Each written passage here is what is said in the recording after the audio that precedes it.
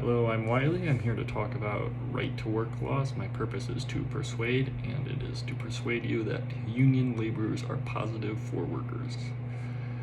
It's important that more of the country is aware of right-to-work laws. There are currently right-to-work laws in 27 states. I'll put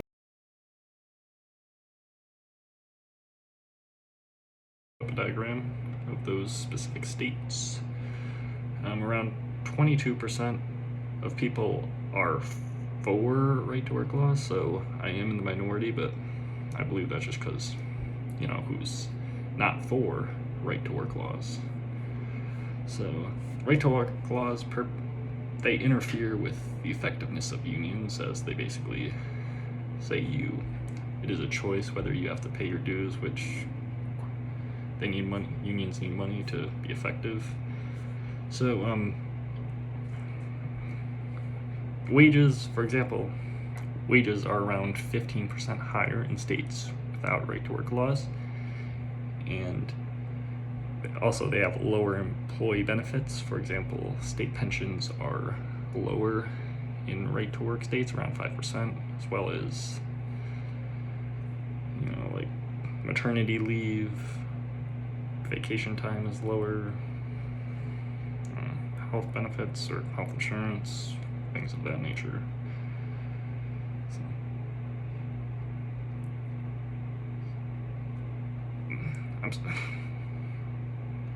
So yes, this basically all these things show that the ability of unions to negotiate is lower in right-to-work states, and this ultimately weakens unions. I believe there's a lot of ulterior motives behind these laws. As I've said earlier, right to work sounds nice, but it actually has nothing to do with really, a right to work. It's more just anti-union legislation, so I don't know why they don't call it something else, like, I don't know, like right to work for less, or right to work for less pension benefits, or something like that, but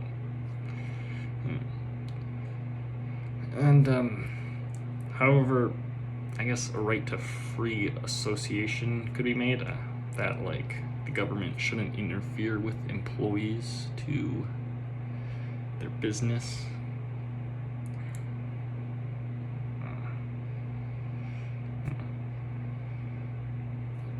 Employees shouldn't be forced to join a union. However, this, if you look at it, the greater scheme, it's like no one's forcing the employee to work there in the first place, so this argument kind of falls apart at greater analysis. So my overall conclusion is that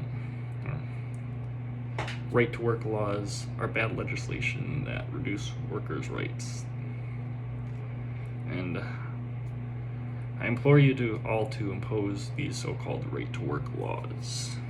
This is my closing remarks. Also, there are many ways you can do this.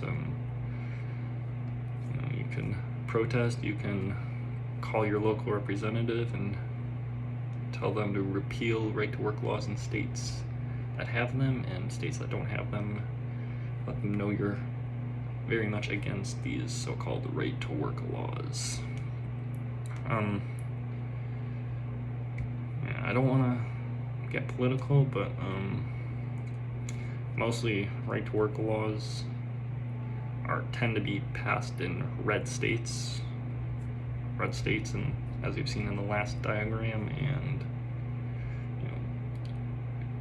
support for unions is typically an issue more associated with the Democratic Party, but I'm trying to avoid politics, but that's really the truth of it. There's very few politicians on the Republican side that actually support unions, and so yeah.